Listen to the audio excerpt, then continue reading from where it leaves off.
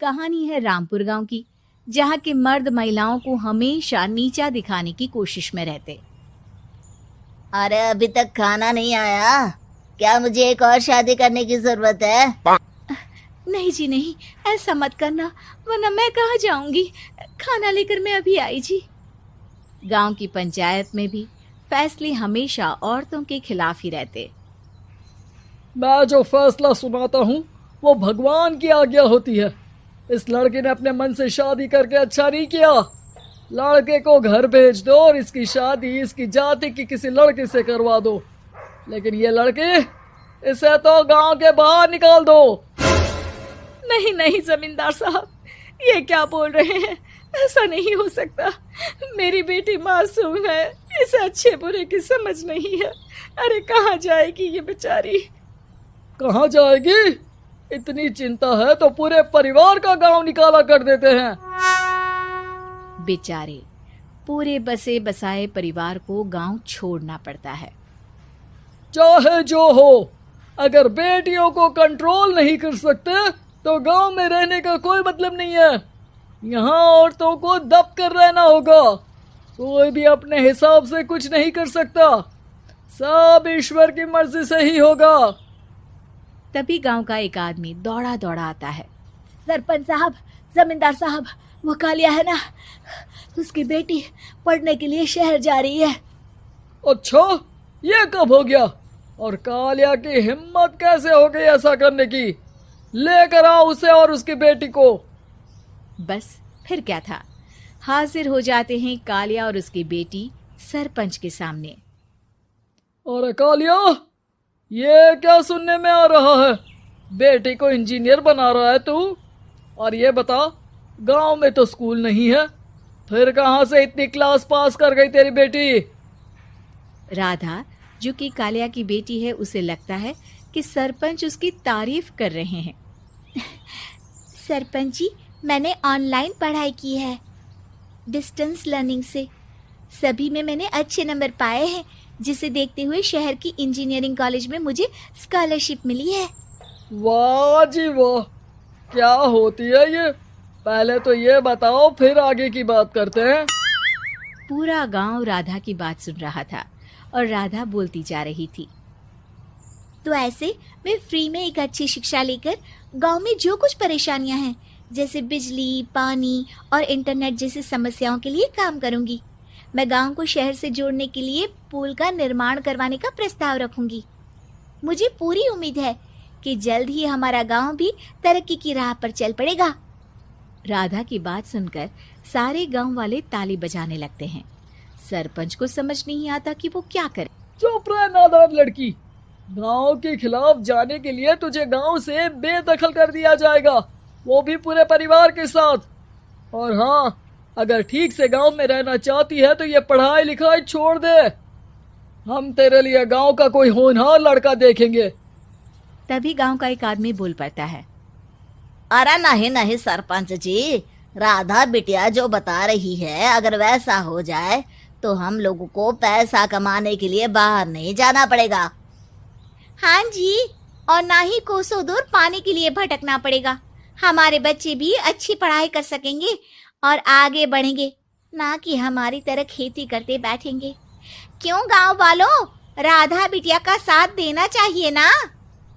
सरपंच देखता है कि गांव राधा के साथ है तो वो चुप हो जाता है। वो घर आकर अपने सलाहकार से बात करता है, जो बहुत ही चालाक किस्म का इंसान होता है। अरे सरपंच साहब, आपको बहुत ही होशियारी से काम लेना पड़ेगा। एक बार गांव तरक्की कर गया, यहाँ के बालक पढ़ लिए तो कोई ना पूछेगा आपको। और फिर ये जो बेटा और बेटी है ना आपके, इनको भी आम लोगों की तरह ही जीवन जीना होगा। हाँ, लेकिन करे तो क्या करे? वो ना आप मुझ पर छोड़ दीजिए, बस मैं जैसा बोलूं करते जाइए। अगले रोज सुबह जब गांव वाले सोकर उठते हैं तो राधा के घर के बाहर और साथ ही वो लोग जिन्होंने राधा का सपोर्ट किया था, उनके घर के आगे लाल रंग से कल आऊंगी लिखा होता है। कल आऊंगी, यह क्या होता है? अरे यह तो खून से लिखा है, लगता है कोई भूत प्रेत या चुड़ैल का साया है। चलो सरपंच जी के पास चलते हैं। सभी सरपंच के पास जाकर उसे सारी बात बताते हैं। अरे ये तो बड़ी मुश्किल की बात है। चलो मैं एक बाबा को जानता हूँ, उन्हें बुला लेता हूँ। सरपंच बाबा को लेकर गांव के घर के बाहर जाता है। ओहो, तो ये वो चुड़ैल है जो उन लोगों को निशाना बनाते हैं जो गांव को बदलने का सपना देखते हैं। वो गांव को ऐसे ही संपन्न देखना चाहती है, वो नहीं चाहती कि कोई बाहरी यहाँ का कायाकल्प करे। क्या तुम लोगों में से किसी ने गांव को बदलने की सोच रखी है? तभी राधा की माँ रोते रोते आती है। मेरी राधा घर से गायब हो गई है। अरे कोई तो बचाओ, मेरी बच्ची कहाँ गई?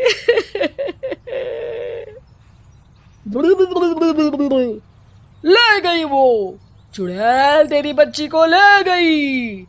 अब वो उसे श्रापित करके छोड़ेगी, उस पर चुड़ैल का साया हो जाएगा। तभी बुरी सी हालत में राधा भी वहां आ जाती है। उसके बाल चुड़ैल की तरह फैले होते हैं और कपड़ों में खून लगा होता है।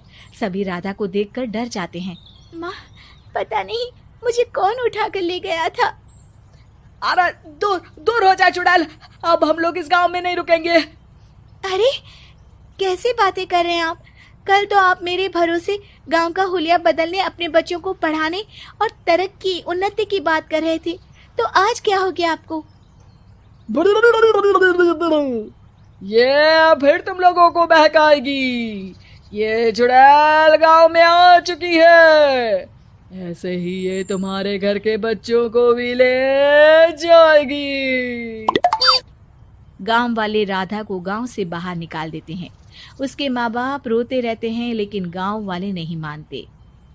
मैं भी अपनी बहन के साथ गांव के बाहर रहूंगा, लेकिन वो पढ़ाई नहीं छोड़ेगी। वहीं सरपंच के घर पर सलाहकार कहता है। देखा, सांप भी मर गया और लाठी भी नहीं टूटी। लेकिन अगले ही दिन सरपंच के घर के बाहर भी वही शब्द लिखे होते हैं। और फिर सरपंच की बीवी कहती है, हमारी बेटी को किसी ने अगवा कर लिया है।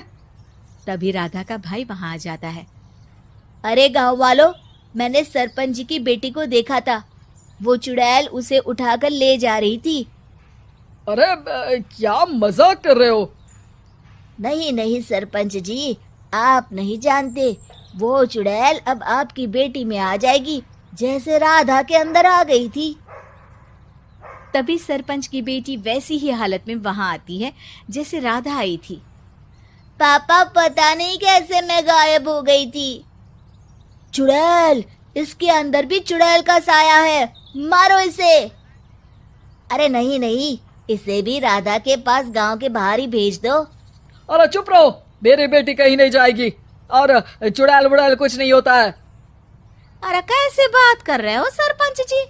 आप तो बोल रहे थे कि आपका फैसला भगवान का ज्ञान होता है, तो अपने पर बात आई तो अब आप ऐसे बोल रहे हैं। अरे ना ना ना, आपको अपनी बेटी को